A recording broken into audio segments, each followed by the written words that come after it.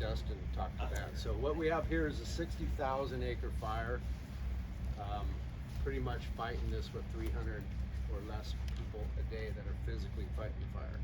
The support of it is probably another 200 or whatever. I'm just testing. So we came in here last week sometime. I think we're on day 8 with the team or something like that. Immediately got into I think the fire originally had 66 people on it or something. It was a lightning started fire. Just trying to remember stuff. But immediately our concentration and our focus was values at risk in the 299 corridor. So everything from Big Bar, Del Loma, Bar Flats, all the way from Burnt Ranch to Junction City. We really weren't focused too much on the Burnt Ranch side because the progression of the fire was kind of heading more towards the Junction City side. So for the first 3 days, we had firefight 24 hours a day. We saved multiple structures in the Big Bar area, Big Flat area, Del Loma, and then there's numerous communities that are, houses all along the 299 corridor. So our focus basically was protecting lives and property and infrastructure. Big infrastructure of PG&E and Trinity County Public Utility Districts has a lot of stuff in here. A little bit of SPI land, but pretty much just trying to get people out and then trying to save what they had when they left. So did a really good job. I think we only lost 6 or 7 homes in a couple of those firefights. I think we're only up to 10 homes, which is amazing with the resources that we had for 10 primary residents. 10 primary residents out of what could have been hundreds. So feel really good about that. So the focus of our attention was pretty much that, and not enough resources to really do any perimeter control of the fire. Right? It was get in, evacuate, protect, go on to the next day. In the background, when things started kind of getting quiet, we had a really big search towards Junction City about 4 nights ago. We've been putting in evacuation orders for that. Burnt Ranch, the fire went the other way for a while. We had to put evacuation orders over in Burnt Ranch 2 days ago. We've been lucking out. We've had, the smoke is actually in our favor because the fire moves a lot less when it's under the shadow of the smoke. So we have been able to, with a lot of our heavy equipment, our dozers and stuff like that, we actually got a pretty good primary contingency line. I wouldn't say it's contingent, it's our primary line, but pretty much all the way down here, the power lines coming across here, around Junction City. Big help with the surge of contingency resources that the state has given us.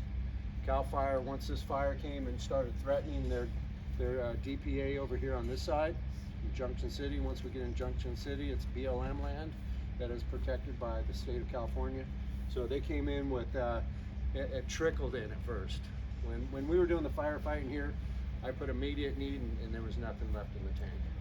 They had nothing to give. They were all off on the Dixie fire? Everywhere. I mean, now they're McFarland as well. Dixie and McFarland. So really just had to hold our own in here, and we made it through the night, and no one got hurt. But, it's incredible safety record what's going on with the amount of resources. So in a sense, managing less resources, it's beneficial to us there, but you don't have a lot of extra stuff around that it's unaccountable for. So accountability of the resources we had was really good, which kept all the firefighters safe. So they came in 3 days ago, I think, and started to do a lot of these lines that are protecting the fire from progressing to the east into Weaverville. That would be our next move if the fire kept on progressing. We're really fearful when the smoke actually lifts. This fire has time to breathe, and when this fire breathes, it moves. So, and then with that movement, we were catching spots a half mile to 1 mile out ahead of this thing. So when it left here and came towards Junction City, you could just watch within an hour this thing just moving, and then those spots would gain ground and then shed more spots out ahead of it. So. So the hatch is the lines that have been cut. The crossed ones that are dark. This is kind of not up to full date, but Those are the darker ones are completed, and the lighter ones that you see on here are the proposed dozer And lines. you got this one kind of over here for Willow Creek protection. Yep. So to go around the horn, right now in the town of Burnt Ranch, we're burning out a section on the Fredericksburg Road.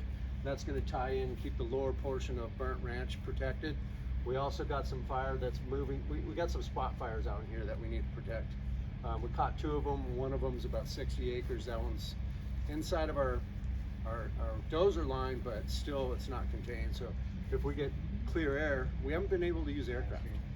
Okay. We've had the smoke, so That's because of this stuff? yep, exactly. They can't fly in it. So what we did was we were smoked in every day at Weaverville with the helibase and all the aircraft.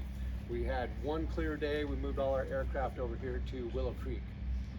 Now Willow Creek's getting smoked in, so we just haven't been able to fly a lot. You guys you did 16 retarded drops on the Burnt Yes, Ranch Ridge. on the Burnt Ranch Ridge. That was the only That day was- that we could do. yeah. That line did not hold because I did not have boots on the ground to support it. The upper, it helped on the upper part of the ridge, but the lower part was too steep and ravine for the Correct. bombers to go in and do anything, so that's where it came up and swept up the Yep, valley there. exactly.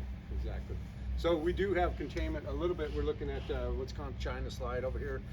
It will creep through it and make it through it, but right now it's kind of holding pretty well. Up in here, there's all sorts of holdings up in these canyons where people have built homes and stuff like that, and we've been successful with the Burnt Ranch or the Brooks Ranch area, the Waldorf, stuff off the Cope Road. We did really well. This pretty much we haven't paid a lot of attention to. It's on the north side of the fire heading towards the wilderness. There's a bunch of fire scars up in here that later, that's kind of like my 4th priority. Yeah. First priority, Junction City. Second priority, Burnt Ranch. Third priority is the progression of this fire south towards Hay Fork, or what's the other? High Palm. So So where's the South Fork here? There's let's the see, north. over here. South. Yeah. Okay, we're a long way. You're a long ways from South Willow. Fork, Yeah, exactly. And the Hoopa Square, can you help me sort of find? It'd be up We're there. gonna be right up there, okay, yeah. Yep. So, no, So yeah. we're using the power lines in here. It's the egress. We got dozer line underneath that. This is a stronghold where we're going to continue burning this direction here. We're looking at Cal Fire is looking at some of the direct. They went direct on this piece last night and was very successful. So if we can get that out of play and then come this way and around, we're going to lock off this.